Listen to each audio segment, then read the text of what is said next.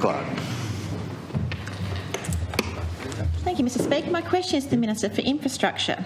Minister, will you give a guarantee that all residents of Dynnyrne whose homes are being compulsorily acquired for the construction of the 5th lane of the Southern Outlet will have the benefits of Section 30, subsection 2 of the Land Acquisition Act? Honourable Minister for Infrastructure. Thanks, Mr Speaker. Thank the honourable member for a question. The answer to the question is yes. Obviously that part of the Act is there as a right for any Tasmanian that is involved in that way. However, I'll hasten to add that I note that the member has again jumped to the conclusion that the Land Acquisition Act will be invoked for the delivery of the transit lane on the Southern Outlet with a compulsory acquisition approach. It is the case that Tasmanians are issued a notice to treat, otherwise known as compulsory acquisition, and of course they are entitled to that section of the Act, and that's precisely why the Parliament has put it in there. This, of course, doesn't apply to any negotiated settlements, which are in most cases preferred. It's certainly preferred by this government in relation to the rapid transit lane, and I've been very clear about this in the past with you, Ms Johnston, but that hasn't suited your agenda, and you've continued to falsely claim in the community that the government is compulsorily acquiring and demolishing 17 homes. So I want to continue to scotch those claims. I've made it clear that the advice that I have from Infrastructure Tasmania is that, and I quote, far fewer than 17 homes would need to be acquired. But that doesn't suit your agenda, and it certainly hasn't suited the agenda of the Labor Party, and it seems also the Greens. But I will say, though, that the government does have a plan to deal with unacceptable congestion on outdated infrastructure on the Southern Corridor.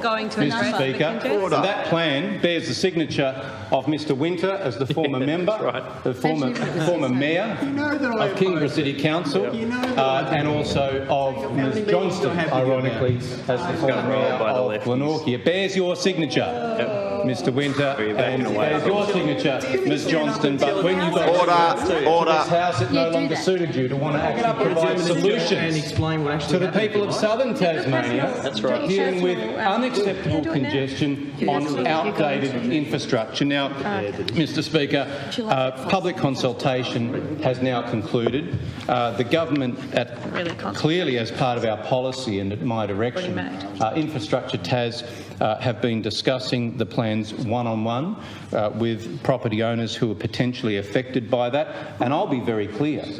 Myself and the government have been very clear that people in that community that might be affected should be dealt with honestly, with integrity and transparency, and generously, Mr Speaker, if they are to be asked to give up something significant to them, such as their home, for the greater good of the people of southern Tasmania. Now, Mr Speaker, I'll conclude on this point. The government has a plan.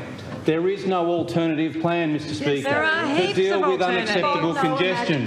Some people, like no doubt the Greens, just want us to ban trucks on the Southern Corridor, Mr Speaker. That's no solution, Mr Speaker. Order. One other person has suggested that we just take a lane from the southbound road, Mr Speaker. That's not a solution, because when there's a breakdown, nobody will get through, Mr Speaker. Look, the government has a plan. It's supported in the Hobart City deal, Mr Speaker. People's rights are protected. The Act is there for anybody who's affected, but I conclude where I started. We intend to continue working with people one-on-one, and if we can negotiate acquisitions, that is a far better way to go. Before I go to the next question,